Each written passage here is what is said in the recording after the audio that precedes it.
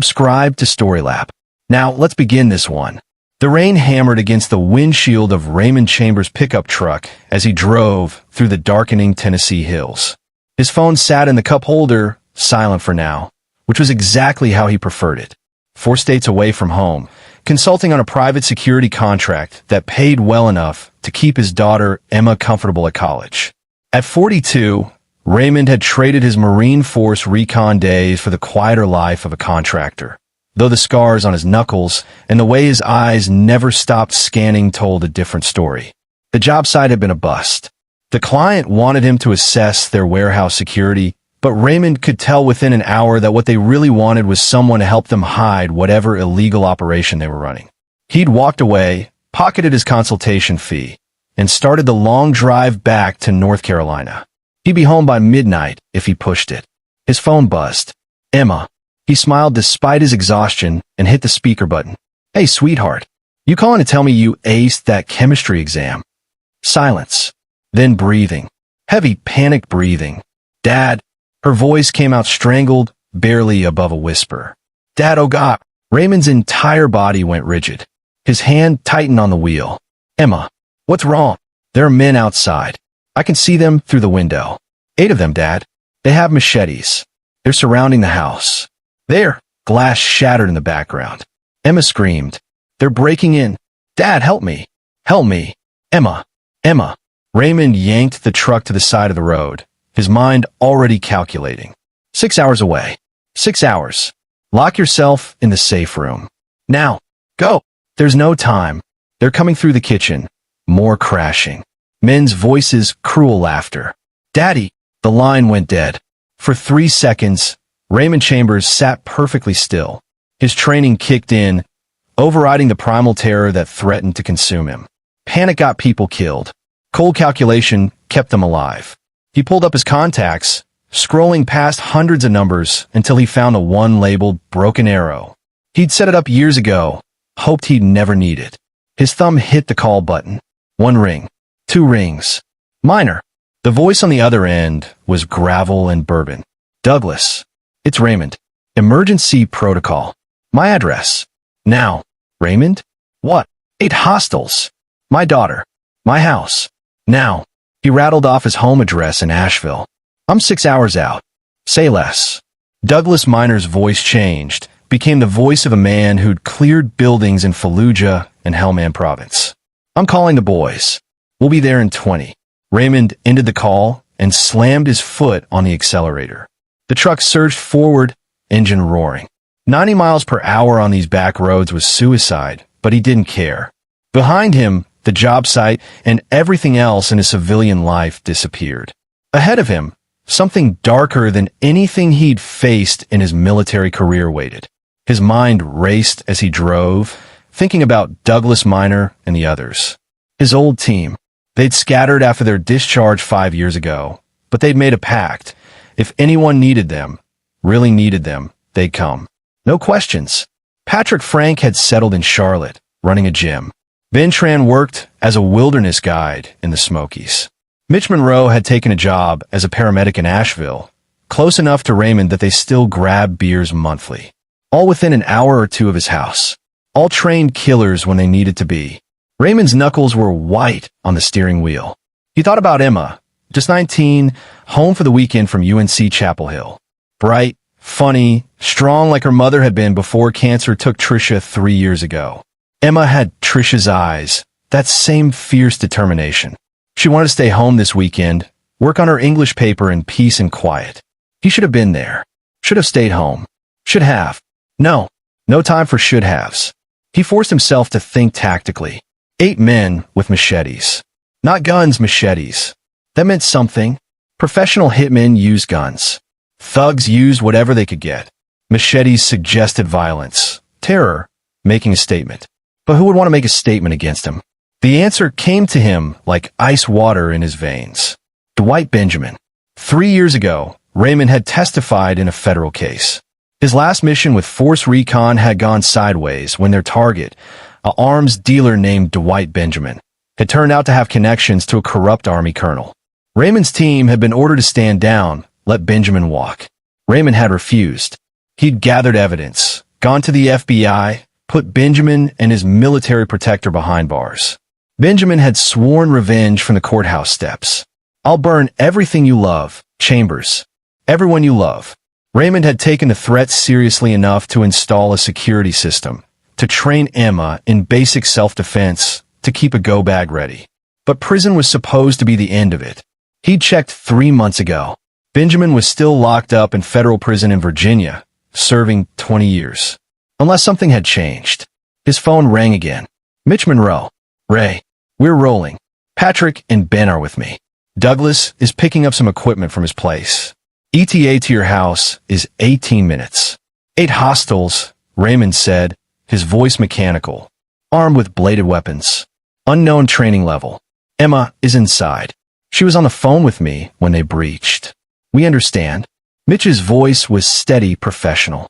This was what they'd trained for, what they'd lived through together in a dozen hellholes around the world. Rules of engagement. Raymond's jaw clenched. He thought about his daughter's scream, the terror in her voice.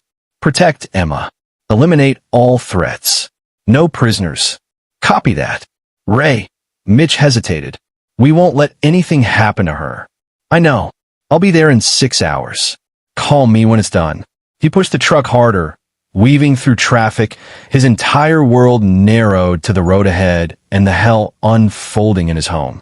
19 minutes earlier, Emma Chambers had been sitting at the kitchen table, her laptop open to a half-finished essay on Fitzgerald. She'd made herself tea, put on her mother's old sweater, the one that still somehow smelled like her perfume, and settled in for a quiet evening.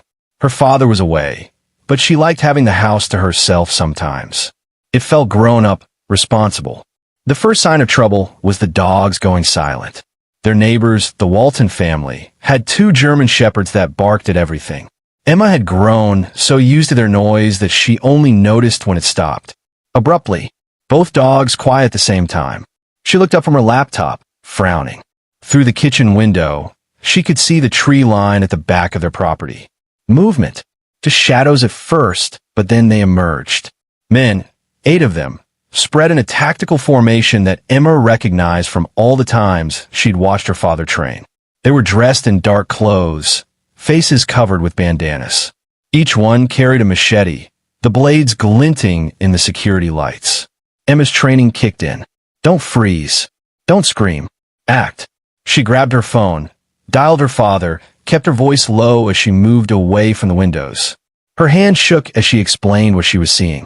Her father's voice on the other end was the only thing keeping her from complete panic. Then the first window exploded. They came through fast, professional. These weren't random attackers. They knew the layout of the house, knew where to hit. Emma ran for the stairs, thinking of the safe room her father had installed in the master bedroom closet. But a man appeared at the top of the stairs, machete raised, grinning behind his bandana. She veered left into the living room. Her father's voice screamed in her memory from all those self-defense lessons. If you can't run, you fight with everything you have. Eyes, throat, groin. No rules. A man lunged at her from the hallway. Emma grabbed a lamp from the side table and swung it with all her strength. It connected with his head, ceramic shattering. He stumbled. She ran past him, heading for the front door. Another man blocked her path. Emma grabbed the fire poker from the hearth and jabbed it forward like a spear. The man jumped back, surprised. She could hear them behind her, closing in, their laughter echoing through her home. Little girl wants to play, one of them called out. His accent was thick, Eastern European maybe. Boss says break her slow. Make the Marine watch the video later. Boss. Someone had sent them. Emma backed into the corner of the living room, fire poker held in both hands like a baseball bat. 8 men formed a semicircle around her, machetes raised. The leader, a tall man with cold eyes visible above his bandana, stepped forward. Your daddy killed our friends, he said. Now we kill his little girl. Make it last. Make it hurt. Emma's heart hammered her chest. She thought of her mother, dying in a hospital bed, squeezing her hand and telling her to be strong. Thought of her father, somewhere 4 states away, probably driving like a maniac to get to her. She raised the poker higher. You'll have to work for it. The leader laughed and raised his machete. Then the front door exploded inward. Douglas Minor came through first, and he came through like the wrath of God. At 45, Douglas was built like a brick wall, with a shaved head and tattoos covering both arms. He'd been Raymond's team leader back in the day, the man who'd led them through the worst combat situations imaginable. He'd retired to Charlotte, where he ran a gym, taught MMA, and lived a quiet life. Until his phone rang 20 minutes ago. He hit the front door with a breaching shotgun, blowing the lock clean off. Patrick Frank came through right behind him, a former sniper who still shot competition on weekends. Ben Tran followed, the team's medic who'd patched more gunshot wounds than he could count. Mitch Monroe brought up the rear, medical bag slung over his shoulder and a Glock in his hand. They'd made one stop on the way, at Douglas's storage unit. The equipment they'd kept from their military days, the stuff that was technically illegal for civilians to possess. Night vision, body armor, suppressed weapons. They'd told themselves it was just nostalgia, keeping the gear. But really, they'd all known this day might come. When you lived the life they'd lived, made the enemies they'd made, peace was always temporary. Douglas took in the scene in the living room instantly. Emma backed into a corner, surrounded by 8 armed men. The men were so focused on terrorizing her that they didn't hear the breach until it was too late. "Contact!" Douglas roared, and his team moved like they'd never stopped being a unit. Patrick's rifle came up. 2 suppressed shots. 2 men dropped, neat holes in their heads. Ben Tran swept left, engaging 2 more attackers who tried to run for the back door. His submachine gun chattered quietly. They didn't make it 3 steps. Mitch grabbed Emma, yanking her down behind the couch as machetes swung where her head had been. He shoved her toward the door. "Outside. Now!" The leader of the attackers, the tall one with the cold eyes, was fast. He rolled behind the kitchen island, grabbed one of his fallen men's machetes in each hand, and came at Douglas in a fury of blades. Douglas sidestepped the first strike, caught the second blade on his forearm armor, and drove his fist into the man's throat. The attacker gagged, stumbled back. Douglas didn't give him a chance to recover. He drew his sidearm and put 2 rounds center mass, one in the head. The man dropped. The last 2 attackers tried to surrender, hands raised, machetes clattering to the floor. "Please, we were just hired. We don't know anything." Patrick looked at Douglas. Douglas's expression was stone cold. He remembered Raymond's words, "No prisoners." "Your boss picked the wrong family," Douglas said quietly and nodded to Patrick. 2 more shots. Silence. The entire engagement had lasted less than 90 seconds. 8 men down. Emma safe, the house a war zone. Douglas keyed his radio. Minor to Chambers. Objective secure. Package safe. 8 hostiles eliminated. Say again, 8 hostiles eliminated. The radio crackled. Raymond's voice came through, tight with emotion. "Emma, let me talk to Emma." Emma was outside on the porch, shaking, Mitch's jacket around her shoulders. Mitch handed her the radio. "Dad, baby girl, are you hurt?" "No, I'm okay." "Dad, they knew about you. They said you killed their friends. They were going to." Her voice broke. I know, sweetheart. Listen to me. Douglas and the boys are going to stay with you. I'm coming home as fast as I can. You're safe now. There are bodies, Dad. So many bodies. I know. That's my fault, not yours. Just stay with Douglas. I'll be there soon. I love you. I love you too." Emma handed the radio back to Mitch and looked at the carnage scattered across the front yard. 8 men, dead in various positions. Blood pooling on the grass her father had mowed just last weekend. She should have been horrified. She should have been traumatized. Instead, all she felt was cold satisfaction. They'd come to hurt her, to use her to hurt her father. And they'd paid for it. Douglas walked over, blood on his hands, and sat down next to her on the porch steps. "Your dad's trained you well," he said. That move with the fire poker was smart. Emma laughed, a slightly hysterical sound. "I was going to die. Maybe. But you were going to make them earn it. That's all we can do in this world, kid. Make them earn it." He looked at the bodies. Your old man called in the marker. 20 years I've known Raymond Chambers, and he's never asked for help. Not once. But you're his whole world. And for you, he'd burn it all down. Who were they?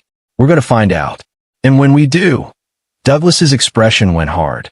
"Well, your dad's on his way home. And when Raymond Chambers gets angry, the smart move is to be somewhere else. Emma looked at him. This man she'd met maybe 3 times in her life, who just killed 8 people to save her. Thank you. Don't thank me yet. This isn't over. Whoever sent these guys, they're going to know it failed. And they're going to either run or double down. He stood up, offered her his hand. Come on, let's get you inside. Patrick's calling some people to clean this up. We need to figure out our next move. Emma took his hand and stood. Through the window, she could see Ben Tran checking the bodies methodically, Patrick on the phone, Mitch setting up a security perimeter. These men moved like they'd been doing this forever. Because they had. Her father had lived a life she'd only glimpsed the edges of. But tonight, that life had come crashing into hers with blood and violence. And somewhere 4 states away, Raymond Chambers was driving through the night, coming home to protect what was his. God help anyone who got in his way. 240 miles away, in a luxury hotel suite in Atlanta, Dwight Benjamin smiled as he watched the news on his phone. His lawyer, a sharp woman named Janice Riggs, sat across from him, sipping wine. The team hasn't checked in, she said. They will. 8 men against 1 college girl? Please. Dwight leaned back in his chair. He was 53, silver-haired, still fit from his prison workout routine. 3 months ago, his appeal had gone through. Technicality. Inadmissible evidence. He'd walked out of federal prison a free man with a hunger for revenge. Raymond Chambers had taken 3 years of his life. Now Dwight would take what mattered most to Raymond. His phone buzzed. Unknown number. He answered. Yeah. Mr. Benjamin. This is Miguel Estes. The voice was smooth, professional. Miguel had been Dwight's enforcer, his fixer, the man who made problems disappear. We have a situation. What kind of situation?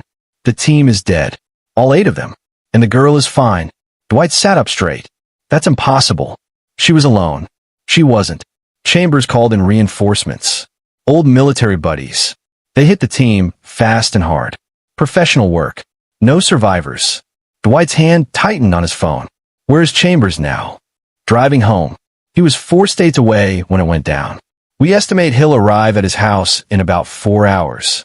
And the girl? Still at the house with the team that saved her. They're setting up a perimeter, making calls. Sir, these aren't amateurs. These are force recon operators. If they dig into who sent the hit team, they'll trace it back to us. Dwight stood and walked to the window, looking out at the Atlanta skyline. He'd planned this so carefully. The Machete Gang, convicted criminals he'd hired through intermediaries, impossible to trace back to him. They were supposed to record everything, send him the video of Emma Chambers dying slowly. Then he'd mail it to Raymond with a note. Now we're even. But had gone wrong. And if Raymond's team was digging, they'd find the connections. Dwight had covered his tracks well, but not perfectly. Nothing was perfect. Where are you? Dwight asked. Kentucky, at the staging house. We have 6 more men here, plus the tech guy who was handling communications. Burn it. Burn everything. Kill anyone who can talk. Then disappear. Sir, if we run. We're not running. We're relocating. I'm not done with Raymond Chambers. Not by a long shot. Dwight's voice went cold. He thinks he won? He thinks saving his daughter means it's over? No. Now I'm going to show him what real loss feels like. But we do it smart. We wait. We watch. And when he thinks he's safe again, we strike. Understood. What about Chambers himself? He'll be looking for you. Let him look. I've got lawyers, alibis, a paper trail showing I'm a reformed citizen. He can't touch me. Not legally. Dwight smiled. And if he tries anything illegal, well, then I'll have him put away for real. Either way, I win. He ended the call and turned to Janice. We need to move up the timeline on the other thing. She raised an eyebrow. The political connections? I thought you wanted to wait. Not anymore. I need protection. Real protection. Judges, police, politicians. If Chambers comes for me, I want to be untouchable. How fast can you make it happen? 2 weeks. Maybe 1 if I push. Push. Dwight walked back to the window. Somewhere out there, Raymond Chambers was racing home to his daughter, probably feeling like he'd won. But the game was just beginning. And Dwight Benjamin had always been good at playing the long game. Raymond pulled into his driveway at 3:15 in the morning. 6 hours and 12 minutes from the moment Emma's call had ended to now. He'd broken every speed limit, run red lights, driven like a man possessed. The first thing he saw was the bodies. They'd been arranged in a line on his front lawn, covered with tarps. Douglas stood on the porch, rifle slung across his chest, looking like he'd never left the Marine Corps. Behind him, lights blazed in every window of the house. Raymond killed the engine and practically fell out of the truck. His legs were stiff from hours of driving, but he barely noticed. He stumbled toward the house. Emma. Emma. The front door opened, and she was there, running down the steps and into his arms. Raymond grabbed her, held her so tight he was afraid he might break her, and for the first time in 6 hours, he could breathe. "I'm okay, Dad," Emma whispered into his chest. "I'm okay. They saved me." Raymond looked up at Douglas over Emma's head.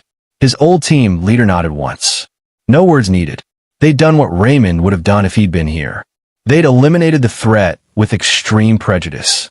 "How bad?" Raymond asked quietly. "She fought well. Gave them hell with a fire poker before we breached. Minor cuts and bruises. Mitch, check her out. She's physically fine." Douglas's expression darkened. "Mentally?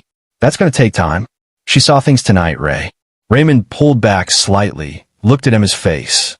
She was pale, her eyes too wide, but she was standing firm. Trisha's daughter through and through. "Did they say anything?" "The attackers." Emma nodded. "The leader. He said you killed his friends. That his boss wanted revenge. They were going to record it, Dad. Record them killing me to send to you." Raymond's blood went cold. He knew exactly who would want that. Who would be sick enough to torture him that way? "Dwight Benjamin," he said. Patrick Frank walked over, tablet in hand. "That's what we thought too. We pulled prints from the bodies, ran them through our contact at FBI. 3 of them have records. Gang members, muscle for hire out of Eastern Europe. One of them did work for Benjamin back in the day. Benjamin's supposed to be in prison. Was in prison. Got out 3 months ago on appeal. Some technicality with how the evidence was gathered." Raymond closed his eyes. He put Benjamin away. Testified against him. Made sure he went to prison for trafficking weapons to terrorist groups. And now Benjamin was out, and he'd come after Emma. Where is he? Unknown. But we're looking. Ben Tran joined them on the porch. "Ray, we need to get Emma somewhere safe. This house is compromised. If Benjamin sent one team, he'll send another." Raymond nodded. "Emma, pack a bag. You're coming with us." "Where?" "Somewhere Benjamin can't find you. Somewhere he'll never think to look." Raymond looked at his team, at the men who'd saved his daughter's life. "And then we're going hunting." Douglas smiled. It wasn't a pleasant expression. "Now you're talking our language." Inside the house, as Emma packed her things with Mitch helping her, the 4 men stood in Raymond's study. The room was lined with bookshelves, maps, and photographs from their military days. A wall of memories from a life that Raymond thought he'd left behind. "We have a problem," Patrick said. "Benjamin's smart. He's going to have alibis, distance himself from the attack. Even if we find him, we can't just kill him. Not legally." "Who said anything about legally?" Raymond's voice was flat, emotionless. "He tried to kill my daughter. He made a video of it. That goes beyond law. That's personal." "Ray," Ben started. "No." Raymond cut him off. "I know what you're going to say. We're civilians now. We have lives, families, things to lose. And you're right. Which is why I'm not asking you to help me with this. You've done enough. You saved Emma. I'm grateful. But what comes next, that's on me." Douglas stepped forward. "You think after 20 years of watching your back, we're going to let you go after Benjamin alone? Brother, we're insulted." "Douglas, shut up and listen. We all walked away from the Corps 5 years ago. We all tried to build normal lives. But normal doesn't fit men like us, does it? We're killers. We're good at it. And sometimes the world needs killers to handle the things the law can't touch." Douglas looked at each of them in turn. Dwight Benjamin is a cancer. He hurt people, killed people, supplied weapons that killed even more. Raymond put him away, and the system let him walk. So now we handle it the old way. The right way. Patrick nodded. "I'm in." Ben sighed. "This is going to end badly. But yeah, I'm in too." Mitch appeared in the doorway. "Emma's packed. And if you're all going to do something stupid and illegal, I'm obviously coming too. Someone needs to patch you idiots up when you get shot." Raymond looked at these men, his brothers in everything but blood. You understand what this means? If we do this, if we go after Benjamin, we're crossing a line. There's no coming back. Good, Douglas said. I was getting bored with normal anyway. They spent the next hour making plans. Patrick had a contact who could provide a safe house in the mountains, a cabin so remote that only someone with the coordinates could find it. Emma would go there with Mitch as protection. Raymond, Douglas, Patrick, and Ben would hunt Benjamin. First, they needed intelligence. Patrick started making calls to old contacts, people in the FBI, CIA, Homeland Security, men and women who owed them favors from the old days. Ben worked his tech connections, people who could track cell phones and financial records. Douglas coordinated logistics, weapons, equipment, vehicles. Raymond went upstairs to say goodbye to Emma. She was sitting on her bed, a duffel bag at her feet, looking small and young. But when she looked up at him, her eyes were hard. You're going after them? Yes. Good. Emma stood. Dad, I need you to promise me something. Anything. Don't let them get away with this. Not any of them. Not the man who ordered it. Not the people who helped him. Make them pay. Raymond pulled her into another hug. I promise. And come back to me. Because I already lost Mom. I can't lose you too. I will. I swear it. 30 minutes later, Mitch and Emma pulled out of the driveway in an unmarked SUV, heading for the mountains. Raymond watched the taillights disappear into the darkness. Then he turned to his team. Let's go to work. The warehouse in Kentucky burned bright against the night sky. Miguel Estes watched from a safe distance as fire trucks struggled to control the blaze.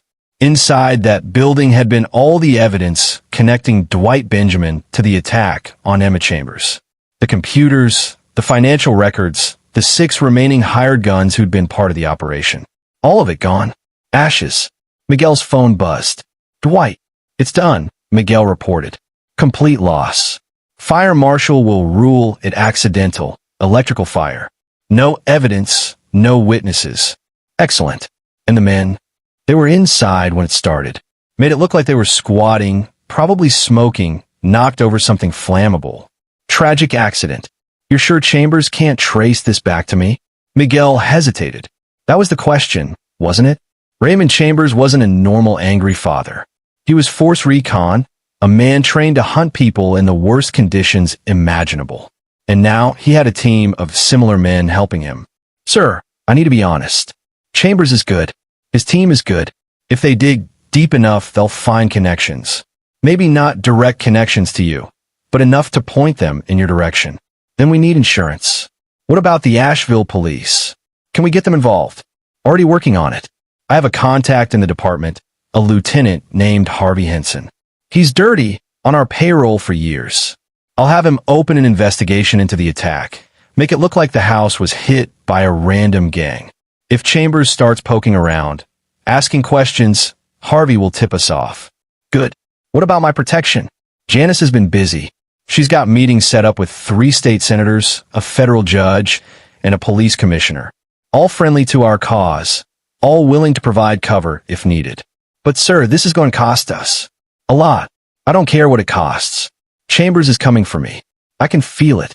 And when he does, I want to be ready. Dwight paused. Actually, I want more than ready. I want a trap. What if instead of waiting for him to find me, we let him find me? Control the circumstances? Miguel considered this.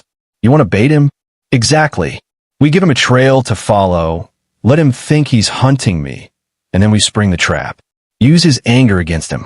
Make him do something stupid, something we can use to destroy him legally. Then I don't just get revenge. I get to watch him rot in prison for the rest of his life. That's dangerous. So is Raymond Chambers. But I didn't get where I am by playing it safe. Set up. I want contingencies, I want backup plans, and I want Chambers thinking he's in control right up until the moment we put the noose around his neck. Yes, sir. Miguel ended the call and looked back at the burning warehouse. Somewhere out there, Raymond Chambers was planning his revenge. But Dwight Benjamin was planning too. And in a game of chess between a soldier and a businessman, Miguel wasn't sure who would win. But he knew one thing for certain. A lot of people were going to die before this was over. Back in North Carolina, in Raymond's house, The team had transformed his study into a command center. Laptops, maps, surveillance equipment covered every surface. Patrick had his tablet connected to 3 different intelligence databases. Ben was monitoring communication channels. Douglas was cleaning his rifle. Raymond stood at the window, looking out at the tarp-covered bodies still on his lawn. A crime scene team was supposed to arrive at dawn, but he delayed them. Wanted time to think, to plan. Got something, Patrick called out. Financial records from Benjamin's known accounts. 3 months ago, he made a wire transfer for $50,000 to a shell company in the Caymans.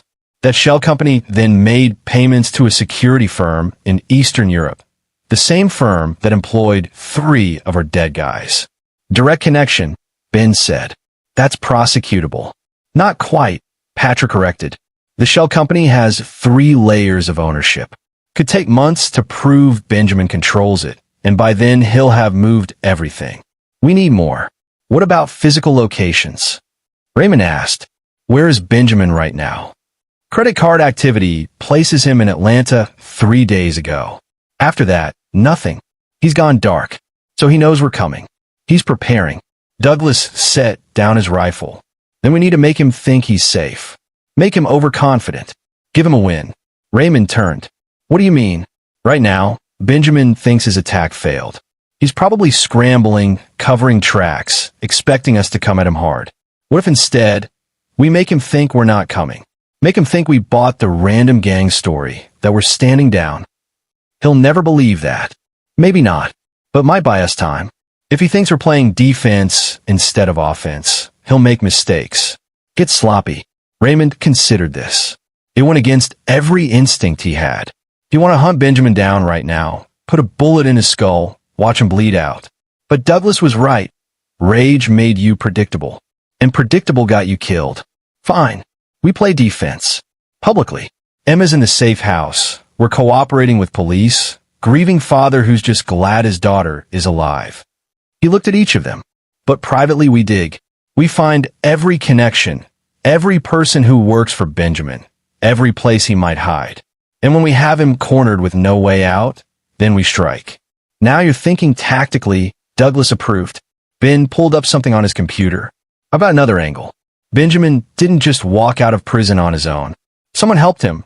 Lawyers, judges, politicians. Those people are still helping him now. If we can find them, we can use them to get to Benjamin. His lawyer is Janice Riggs, Patrick said. High-power defense attorney out of Atlanta. She's represented everyone from drug dealers to white-collar criminals. Connected, expensive, and completely without morals. Let's start with her. Patrick, I want surveillance on her office, her home, her car. See who she meets with, who she calls. Ben, dig into her finances. See if Benjamin's paying her or if there's someone else bankrolling this operation. On it, Raymond's phone rang. Unknown number. He almost didn't answer, then decided to. Yeah. Mr. Chambers? This is Lieutenant Harvey Henson, Asheville PD. I'm calling about the incident at your residence. Raymond's eyes narrowed. What about it? I'd like to come by, ask you some questions. Get your statement on what happened. We want to catch whoever did this to your daughter. My statement is simple.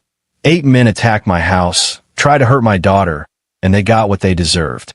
I understand you're upset, Mr. Chambers, but we need to follow procedure. There are bodies on your lawn. This is a crime scene. I'll cooperate with your investigation, Lieutenant.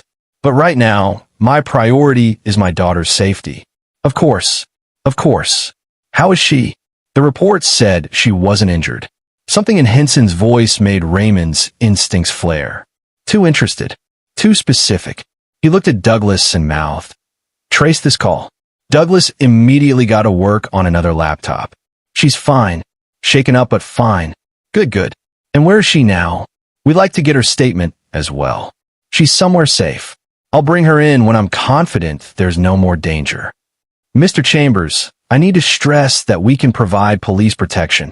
Like you protected my house from 8 men with machetes? No thanks, Lieutenant. I'll handle my daughter's security myself.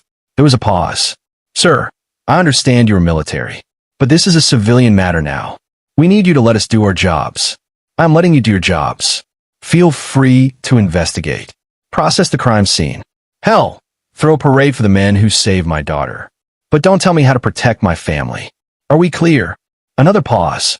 Crystal clear, Mr. Chambers. I'll be in touch. The line went dead. Douglas looked up from his laptop.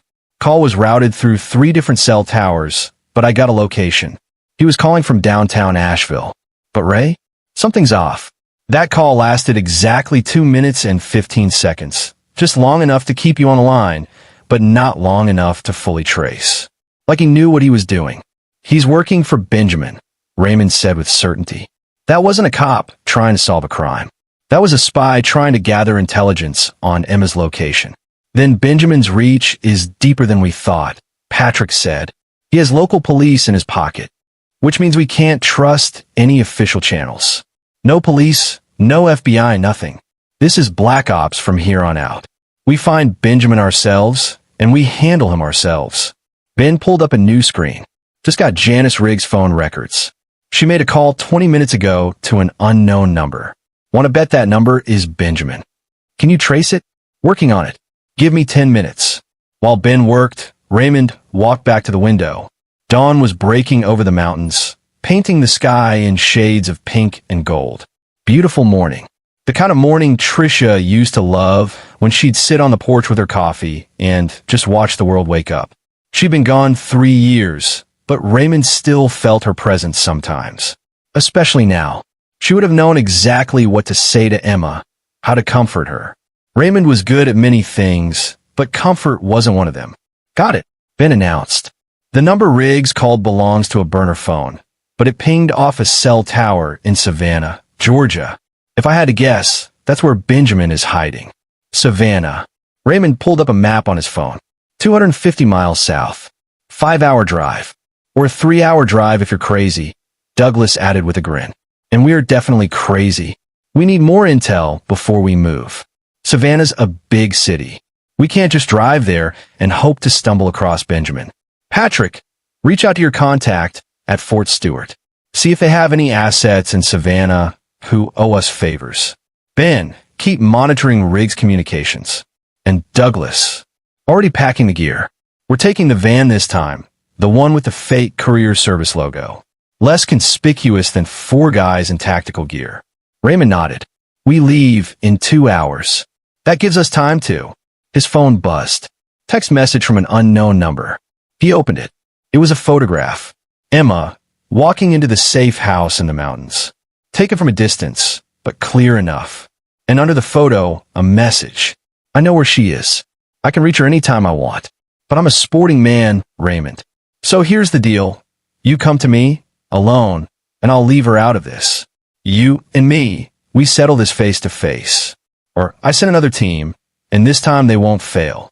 You have 24 hours to decide. DB. Raymond's hands shook as he showed the phone to Douglas. That son of a bitch, Douglas growled. He's been tracking us this whole time. The safe house is compromised. We need to move Emma. Now. Already calling Mitch. Patrick had his phone to his ear. Mitch, we have a problem. Someone found the cabin. You need to relocate Emma immediately. Don't tell us where you're going. If they're monitoring our communications, anything we know could be used against us. Just go dark and stay that way until we give the all clear. Raymond read the message again. 24 hours. Come alone. It was obviously a trap. Benjamin wanted him isolated, vulnerable, easy to kill. But the alternative was putting Emma at risk again. No, Douglas said, reading Raymond's expression. Whatever you're thinking, no. We don't negotiate with terrorists, and we sure as hell don't walk into obvious traps. He knows where Emma is, which means we failed to protect her location. So we fix that. But we don't hand Benjamin exactly what he wants on a silver platter. Douglas is right, Ben added. This is manipulation. Benjamin wants you emotional, wants you making mistakes. Don't give him that power. Raymond knew they were right. Knew it logically, tactically. But the image of Emma in that photograph, vulnerable and exposed, made his training scream at him to act, to do something, anything. We counteroffer, Patrick said suddenly. Tell Benjamin you'll meet him, but on your terms. Pick a location we control, bring backup anyway, turn his trap into our trap. He'll never go for it. Maybe not, but buys us time. Time to move Emma safely. Time to gather more intelligence. Time to prepare. Patrick looked at Raymond steadily. You taught me to never act in anger, to always have a plan. So let's plan. Raymond took a deep breath, forced his emotions down into that cold place where they couldn't affect his judgment. Okay, Ben, send a reply. Tell Benjamin I'll meet him, but not for 24 hours. 72 hours. And the location is my choice. That gives us 3 days to prepare and to find out everything we can about where he's hiding, who he's working with, and how to kill him and everyone who helped him. Raymond's voice was ice. Benjamin wants to play games? Fine, let's play. But he's not going to like the rules. In Savannah, Dwight Benjamin read Raymond's reply and smiled. 72 hours. On location. Terms and conditions. Perfect. He's taking the bait, he said to Miguel, who stood nearby. He thinks he's being clever, buying time, but really he's giving us exactly what we need. What do you figure? Because now I know he's coming. I know he's preparing. And I know he thinks he can outsmart me. Dwight stood and walked to his hotel window, looking out at the historic Savannah streets below. For 72 hours, Raymond Chambers is going to plan his revenge. He's going to feel in control, feel like he's hunting me. And then, when he finally makes his move, we'll be ready. What about the daughter? Keep the surveillance on her. I want to know where she moves, who's with her, everything. She's our leverage. If Chambers tries anything we don't expect, we use her to bring him in line. And if he doesn't show up, he'll show up. He's predictable that way. Put his daughter in danger, and he'll do anything to protect her. It's his strength and his weakness. Dwight turned back to Miguel. What's the status on our political protection? Janice secured meetings with Senator Carol Robles and Judge Alan Whalen. Both are friendly to your cause and willing to provide cover. They'll make statements supporting you, painting you as a reformed businessman being harassed by a violent military veteran. If Chambers makes a move against you, they'll ensure he's the one who goes to prison. Excellent. And our security? I've hired a team of 12 private military contractors, former special forces from South Africa. They're expensive, but they're the best. If Chambers comes at you with his little force recon friends, he's going to walk into a meat grinder. Dwight nodded. Everything was falling into place. He'd spent 3 months planning this, preparing for every contingency. Raymond Chambers thought he was a simple arms dealer, a thug who got lucky and made money. But Dwight had been playing a much bigger game. The weapons trafficking was just the surface. Underneath, he'd built an empire, connections to politicians, judges, police, criminals. An empire that Raymond's testimony had threatened. But now that empire was stronger than ever, and Dwight was using it to destroy the man who'd tried to destroy him. 72 hours, he said aloud. And then Raymond Chambers learns that some men can't be beaten. Some men always win. But in the mountains of North Carolina, in a cabin so remote it didn't appear on any map, Emma Chambers sat with Mitch Monroe and made her own plans. She'd watched the photograph come through on Mitch's phone, had seen herself in the crosshairs of whoever was hunting her father, and she'd made a decision. Teach me, she said to Mitch. He looked up from cleaning his rifle. Teach you what? Everything. How to shoot, how to fight, how to survive. My dad and his friends are going after the people who did this, but what if they fail? What if something happens to them? I can't just sit here helpless. I need to be able to protect myself. Mitch studied her carefully. She was 19, still technically a kid, but there was steel in her eyes now, something that hadn't been there before the attack. Trauma either broke people or forged them stronger. Emma was being forged. Your dad wouldn't want. I don't care. My dad isn't here, and whoever these people are, they know where I am. So either you teach me, or I figure out myself. Your choice. Mitch sighed. He'd known Raymond for 20 years, had watched Emma grow up from a distance. She was her father's daughter, that was for sure. Stubborn, brave, willing to do whatever it took. Fine, but we do this right. No half measures, no shortcuts. If I'm going to teach you, you're going to learn the way we learned. The hard way. Emma nodded. When do we start? Right now. Mitch stood and walked to the equipment bags they brought. He pulled out a Glock 19, checked it, then handed it to Emma. First lesson, respect the weapon. It's not a toy, it's not a prop, it's a tool. And like any tool, It's only as good as the person using it. For the next 2 hours, Mitch drilled Emma on basic firearm safety, grip, stance, sight picture. She was a quick learner, absorbing everything he said. They moved outside to a makeshift range he'd set up, and Emma fired her first shots. The recoil surprised her, but she adjusted quickly. By the end of the session, she was grouping shots within a 6-inch circle at 7 yards. Not great, but not bad for a complete beginner. "You've got potential," Mitch admitted as they walked back to the cabin. "Natural hand-eye coordination. But shooting paper is different from shooting people. Can you do that? Can you point a gun at another human being and pull the trigger?" Emma thought about the men who'd invaded her home, who'd laughed about hurting her, about making her father watch. She thought about her mother dying, about losing the only parent she had left. "Yes," she said simply. "If it's them or me, or them or my dad, then yes. I can pull the trigger." Mitch nodded. He believed her. "Then we'll continue tomorrow." "But Emma, once you cross that line, once you take a life, you can't uncross it. It changes you. Stays with you forever." "I know. My dad lives with it every day, but he's still a good man. The best man I know. So I think I can live with it too. If I have to." Back in North Carolina, Raymond and his team worked through the night.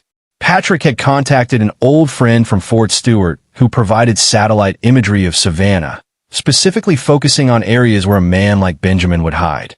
Luxury hotels, secure compounds, properties owned by shell companies. Ben hacked into Janice Riggs' computer system. Not legally, but none of this was legal anymore, and pulled her client files. Lists of properties, safe houses, emergency contact numbers. A gold mine of intelligence.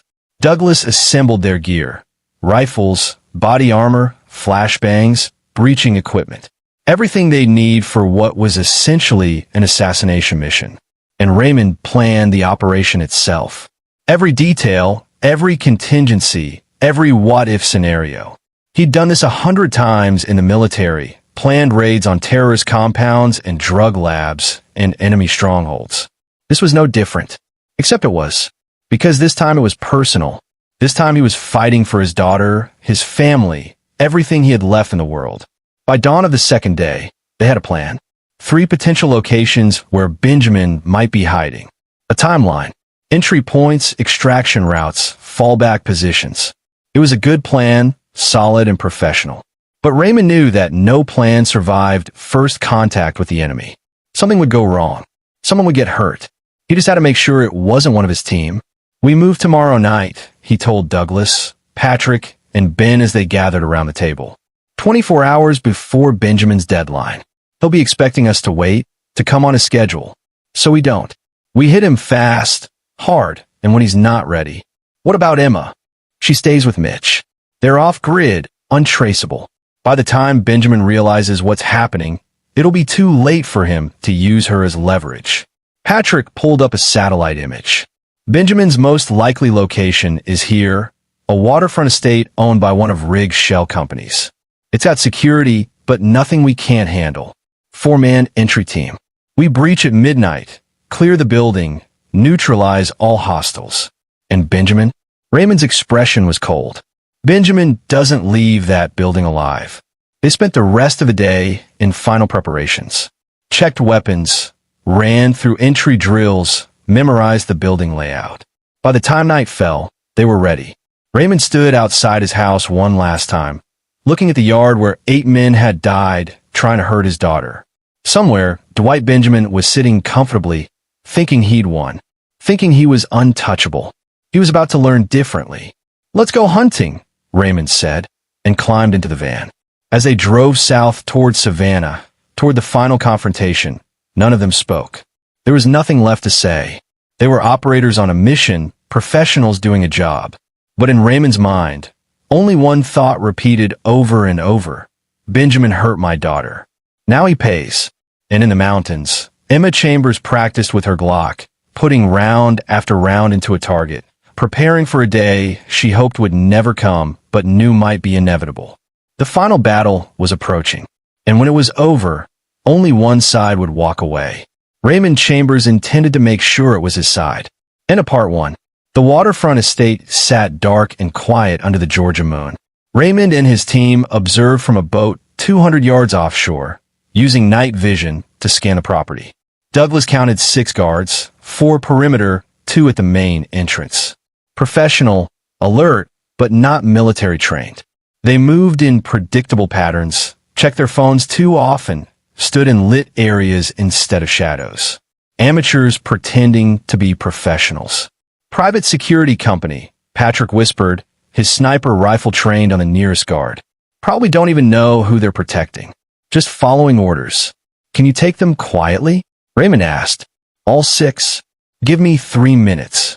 They beached the boat on a small inlet north of the property and moved through the darkness like ghosts. Patrick took position on a small rise, his suppressed rifle ready. Ben and Douglas flanked left and right, knives drawn for close work. Raymond moved straight up the middle, his sidearm in hand. Patrick's rifle coughed 3 times. 3 guards dropped silently. Ben caught the 4th guard from behind, blade to the throat, lowered him to the ground without a sound. Douglas took the 5th. The 6th guard realized something was wrong too late. Raymond was already on him, one hand over his mouth, his blade ending it quickly. 6 hostiles down in 90 seconds. Clean, professional. They regrouped at the main house. It was a modern mansion, all glass and steel, worth millions. Benjamin was living well on his ill-gotten gains. Main floor has motion sensors, Ben whispered, checking a tablet that showed the security system layout he'd hacked earlier. But I can loop the feeds. You'll have a 2-minute window before anyone monitoring notices the glitch. Do it. Patrick, you stay out here with Overwatch. Anyone tries to leave, stop them.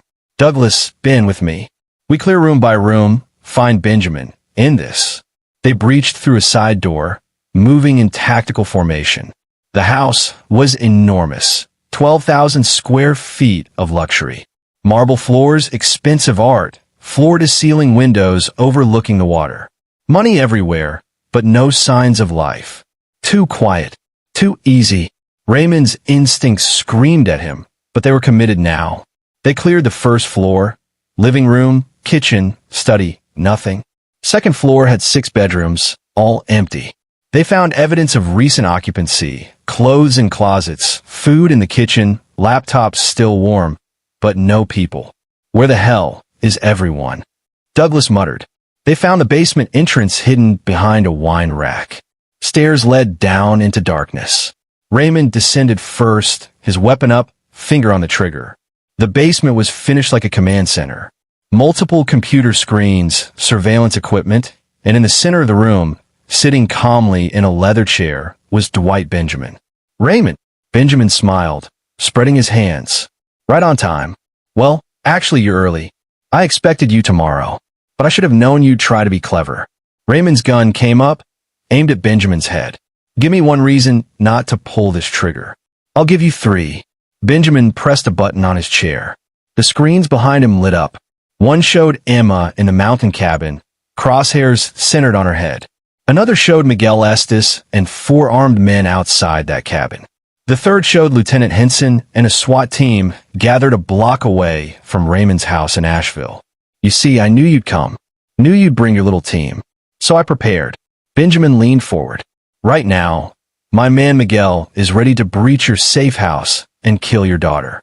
One phone call from me, and she dies. Also, if you kill me, my phone will automatically send a signal to Miguel to proceed. Dead man's switch. Classic, but effective. Raymond's finger tightened on the trigger, but he didn't fire. You're lying. Am I? Look at the screen. That's live feed. Your daughter is there right now, completely unaware that she has about 30 seconds to live unless you do exactly what I say. Douglas appeared at the bottom of the stairs, his rifle trained on Benjamin. Ray, this is a setup. We need to leave. Now. Can't leave. Not until we resolve our business. Benjamin stood slowly, hands visible. Here's what's going to happen. You're going to put down your weapons and come with me. Your friends are going to walk away and never look back. And in exchange, I let your daughter live. She gets to go to college, grow up, have a normal life. And if I refuse, then everyone dies. Emma, your friends hear you. Because yes, I have explosives planted throughout this house. My finger leaves this trigger switch, the whole building goes up, So we're all in this together, Raymond. Either we all walk away, or nobody does. Raymond's mind raced. Everything about this screamed trap, but Benjamin had covered his bases. The feeds looked real. Miguel was dangerous enough to pull off an assault on the cabin. And if Benjamin really had explosives... Let me call my daughter, Raymond said. Verify she's safe. No calls. No tricks. You decide right now. Lower your weapon, surrender, and she lives. Or don't, and watch her die on that screen. Douglas moved closer to Raymond. Don't do it. He's going to kill her anyway. And us. This is the play. He gets you to surrender, then he wins completely. But if there's any chance, there's no chance. Ray, you taught me to read people. Look at him. He's enjoying this. He wants you helpless, wants you broken. Don't give him that. On the screen, Miguel checked his watch and signaled his men to move toward the cabin. Raymond made his decision. Patrick, he said into his radio, execute contingency plan now. Copy that. Patrick's voice came back. Benjamin's smile faltered. What contingency? The one where we knew you'd have our safe house under surveillance. Where we moved Emma 6 hours ago to a different location and left a mannequin in her place. Where Patrick is currently putting a bullet through your man Miguel's skull. Raymond's gun stayed level. You played a good game, Benjamin, but we played better. On the screen, they watched Patrick's shot take Miguel down. The other men scattered, but Patrick picked them off methodically. For more shots, for more bodies. Benjamin's face went pale. Ew, that's impossible. How did you know? Because I've been doing this for 20 years. Because I know how predators think. And because I had Ben plant a tracker on your lawyer's car 3 days ago. We've been watching you, listening to you, preparing for exactly this. Raymond stepped forward. The dead man's switch? Fake. The explosives? Fake. The SWAT team on that screen? Old footage. You're a con man, Benjamin. And you just ran out of cons. Wait, we can make a deal. No deals. Raymond pulled the trigger. The shot echoed in the basement. Dwight Benjamin slumped back in his chair, a neat hole between his eyes. Douglas was already moving, checking the room for real threats. Ben came down the stairs, laptop in hand, scanning for actual explosives. If he was lying, we're clear. If he wasn't, he was lying, Raymond said coldly, looking at Benjamin's body. Everything about him was a lie. They spent 15 minutes clearing the house and collecting intelligence. Laptops, hard drives, documents that showed the full extent of Benjamin's criminal empire. Names of politicians he'd corrupted, judges he'd bought, deals he'd made. Evidence that would put dozens of powerful people in prison. This is bigger than we thought, Patrick said, scanning through files on a laptop. Benjamin wasn't just an arms dealer. He was laundering money for cartels, trafficking drugs, even running influence operations. He had senators in his pocket, Ray. Then we turn it all over to the feds. Let them clean up the mess. Raymond looked at Benjamin's body one last time. But him? This is finished. He came after my family. Now he's done. They burned the hard drives after copying the data, wiped their presence from the security systems, and left the way they'd come.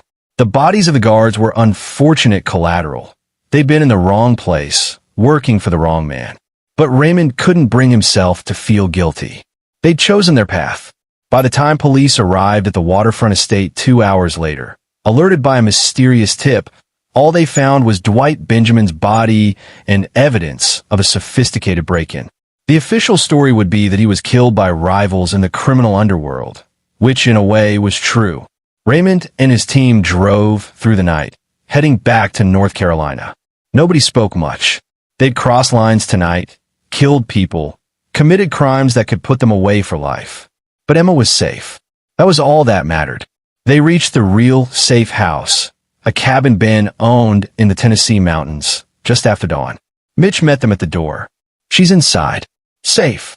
She knows you were going after Benjamin. Been worried sick. Raymond walked into the cabin, and there she was. Emma ran to him, and he caught her, held her tight. Is it over? She asked. It's over, Raymond promised. Benjamin's dead. His operation is destroyed. No one's coming after you anymore. And his people? His lawyer? The others? We have evidence on all of them. Enough to bury them legally. They'll be in prison by the end of the month. Emma pulled back, looked at him. You killed him. Yes. Good. There was no hesitation in her voice, no doubt. He deserved it. Raymond saw something in her eyes then that worried him, a hardness that hadn't been there before. His daughter had changed. The world had shown her its cruelty, and she'd adapted. Become harder, colder. Like him. Listen to me, he said softly. What I did, what my team did, that's not normal. That's not the life I want for you.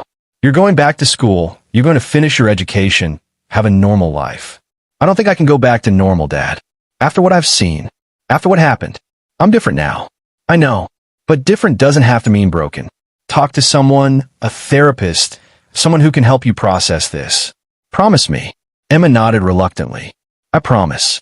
But Dad, thank you for saving me, for coming for me. Always, baby girl. Always. 3 weeks later, Lieutenant Harvey Henson sat in FBI custody, singing like a canary. The evidence Raymond's team had provided, evidence they claimed came from an anonymous source, had blown open the corruption case. Henson was cooperating fully, naming names, providing details of Benjamin's entire organization. Janice Riggs, Benjamin's lawyer, was arrested trying to flee the country. She'd been carrying $2 million in cash and had 3 passports with different identities. She was looking at 25 years minimum. Senator Carol Robles and Judge Alan Whalen both resigned in disgrace when their connections to Benjamin came to light. Federal investigators were still peeling back the layers of corruption, finding more and more officials who'd been in Benjamin's pocket. Raymond watched the news in his living room, a beer in hand. Douglas, Patrick, Ben, and Mitch were there too. A victory celebration, though none of them felt particularly victorious.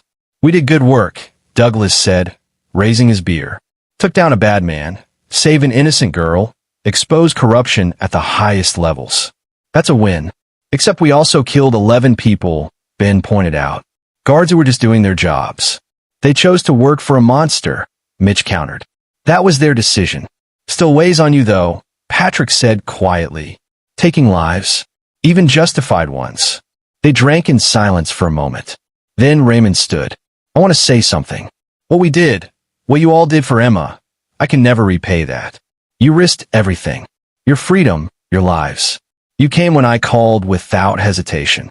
And I'm grateful. More grateful than I can express. We're brothers, Douglas said simply. That's what brothers do. Still, I need you all to know that if there's ever blowback from this, if the authorities ever figure out what really happened, I take full responsibility. This was my call, my operation. You were following my lead. Like hell. Patrick objected. We made our own choices. We own them together. The others nodded in agreement. Raymond smiled, feeling the weight of the past weeks finally lifting. They'd done something terrible, but they'd done it for the right reasons. Sometimes the world needed people willing to cross lines, to do the hard, ugly things that kept innocent people safe. His phone buzzed. Emma, texting from Chapel Hill, where she'd just arrived back at school. First day back. It's weird being here, but I'm trying. Thanks again, Dad. For everything. I love you. He texted back. Love you too, sweetheart. Proud of you. Emma was seeing a therapist twice a week, working through her trauma. She'd changed majors from English to criminal justice. Said she wanted to help people the way her father had helped her. Raymond worried about that. Worried she was following too closely in his footsteps. But he also knew she was strong enough to handle it. She was Trisha's daughter, after all. And Trisha had been the strongest person he'd ever known. So what now? Ben asked. We just go back to our normal lives? Pretend none of this happened. That's exactly what we do, Raymond said. We're civilians. We've got jobs, responsibilities. This was a one-time thing. You sure about that? Douglas asked. Because the way I see it, we just proved we're still pretty damn good at this. Maybe there are other people out there who need our help. Other Emma Chambers being threatened by other Dwight Benjamins. Raymond shook his head. No, we're not vigilantes. We're not starting some kind of off-the-books operation. What we did was personal, specific. It's done now. But even as he said it, he wondered. They had the skills, the experience, the willingness to do what others couldn't. And the evidence they'd collected on Benjamin's network showed just how much corruption existed in the world, how many bad people operated with impunity. Maybe they could make a difference. Maybe they could help people who had nowhere else to turn. Or maybe that was just the adrenaline talking, the part of him that missed the action, the purpose, the clarity of combat. Let's just focus on healing, Raymond said finally. Emma needs time to recover. We all need time to process what happened. After that, we'll see. 6 months later, Emma sat in a lecture hall at UNC Chapel Hill, taking notes on criminal psychology. Her professor was discussing the different types of violent offenders, the patterns they followed, the ways law enforcement tracked them. Emma listened carefully. She'd aced every class this semester, was already looking at internships with the FBI and DOJ for next summer. Her therapist said she was making remarkable progress, channeling her trauma into something productive. But at night, Emma still had nightmares. Still woke up seeing those 8 men with their machetes, hearing their laughter. And in those moments, she thought about the feel of the Glock in her hand, the way Mitch had taught her to shoot, the satisfaction of putting rounds on target. Her phone buzzed. Text from her father. How's school going? Good. Learning a lot. Miss you. Miss you too. Come home for the weekend? I'll make your favorite. Deal. See you Friday. Emma put her phone away and returned to her notes. Her professor was talking about revenge killings now, about how they almost never brought closure to victims' families. How violence only led to more violence. Emma thought about Dwight Benjamin dead in that basement, thought about all the people her father and his team had killed that night. And she thought about how she slept better now, knowing those men couldn't hurt her family anymore. Maybe the professor was right. Maybe revenge didn't bring closure, but had brought justice. And sometimes Emma thought that was enough. Back in Asheville, Raymond hung up from his call with Emma and looked at the envelope on his desk. It had arrived this morning, no return address, postmarked from Virginia. Inside was a single sheet of paper with a name, an address, and a brief description of a situation. Young mother being stalked by ex-boyfriend. Police can't help. He's connected. She's terrified. She needs someone like you. Raymond didn't know who'd sent it. Maybe someone who'd heard about what happened with Benjamin. Maybe someone from his military days who remembered what he was capable of. He should throw it away. Should ignore it. Should stay the hell out of other people's problems. But he thought about Emma, about how close he'd come to losing her, about how he'd felt when those men had threatened his daughter, and how powerless he'd been 4 states away. This young mother, whoever she was, probably felt that same powerlessness, that same terror. And Raymond had the power to help her. The skills, the team, the willingness to do what needed to be done.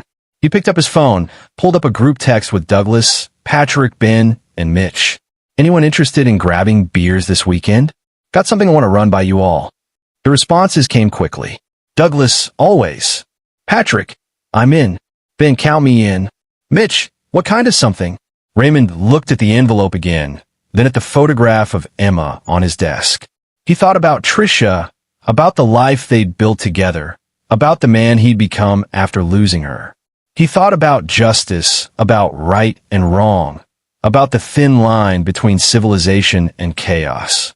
And he made his decision. The good kind of something. See you Saturday. He put the envelope in his desk drawer, locked it, and walked outside.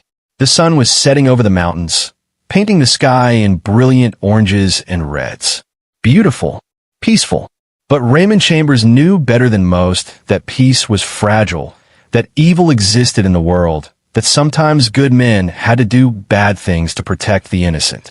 He'd spent 5 years trying to be normal, trying to be just a father, just a contractor, just a regular guy.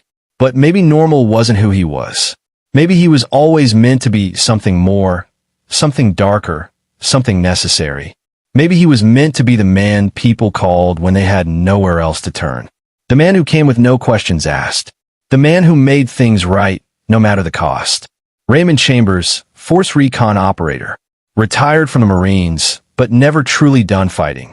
And somewhere in the darkness, another predator was threatening another innocent person. Raymond smiled slightly and walked back into his house to start making calls. Because the good fight never ended. It just found new battlefields. And Raymond Chambers was ready for the next one. This is where our story comes to an end. Share your thoughts in the comments section. Thanks for your precious time. If you enjoyed this story, then please make sure you subscribe to this channel. That would help me a lot. Click on the video you see on the screen, and I will see you there.